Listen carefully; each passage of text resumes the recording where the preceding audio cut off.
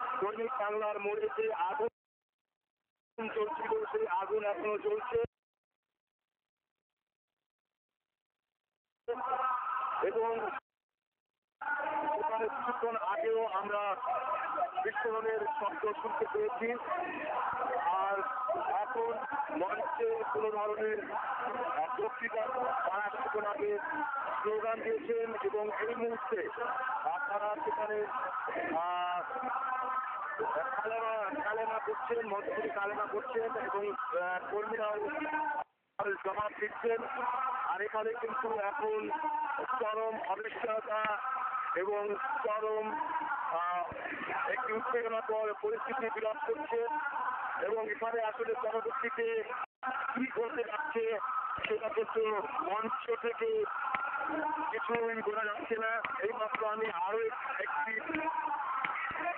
বিস্ফোরণের শব্দ পেলাম, যদিও ঠিক বোঝা যাচ্ছে না এটা কিসের বিস্ফোরণ, তবে এখনো পর্যন্ত বিকেল থেকে 4-5টি বিস্ফোরণের শব্দ আমরা শুনতে পেয়েছি শুধু এই দৈনিক বাংলার এই জায়গাটিতে।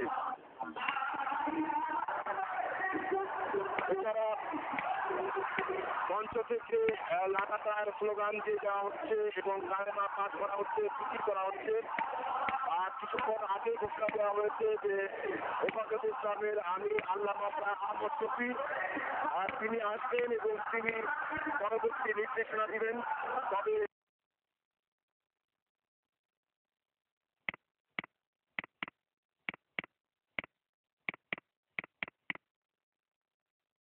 এক সংবাদ সম্মেলনে সৈয়দ আশরাফ বলেন, এবার তাদেরকে ঢাকায় আসতে দেয়া হলেও এরপর ঘর থেকেই বের হতে দেয়া হবে না। বিরোধী দলীয় নেত্রী খালেদা জিয়ার দেয়া 48 ঘন্টার আলটিমেটাম মানা হবে না উল্লেখ করে তিনি আবারও আলোচনায় বসে সংকট সমাধানের আহ্বান জানান। আরো জানাচ্ছেন শামীম আলামিন।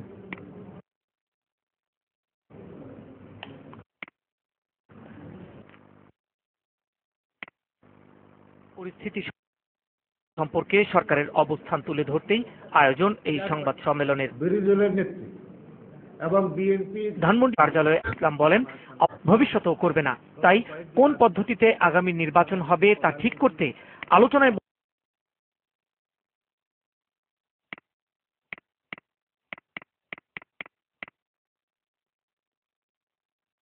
পাকিস্তানের ব্যাপারটা রাজাকার আল-বদরের উত্তরসূরি তথাকথিত হেফাজতে ইসলাম আজকে ধর্মের নামে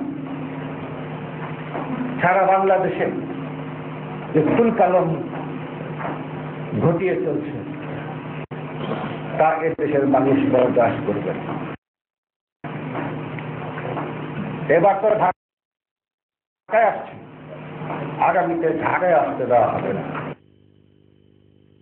জামাত শিবিরের রাজনীতি নিষিদ্ধ ও সব যুদ্ধাপরাধীর বিচারের দাবি সহ হেফাজতে ইসলামের অবরোধ বিরোধী লাঠি মিছিল করেছে গণজাগরণ মঞ্চ। দুপুর 12টার দিকে শুরু হওয়া মিছিল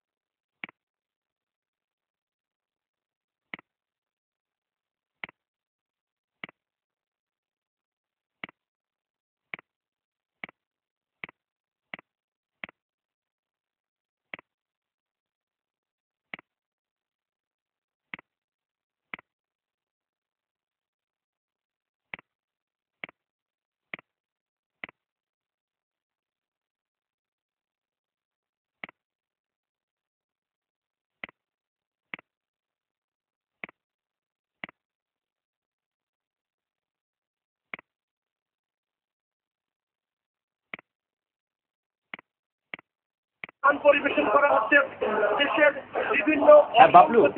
বিভিন্ন অনিয়ম নিয়েও এখানে গান করছেন এবং সবাই বাবলু, আপনাকে অসংখ্য ধন্যবাদ। প্রয়োজনে আপনার সঙ্গে আমরা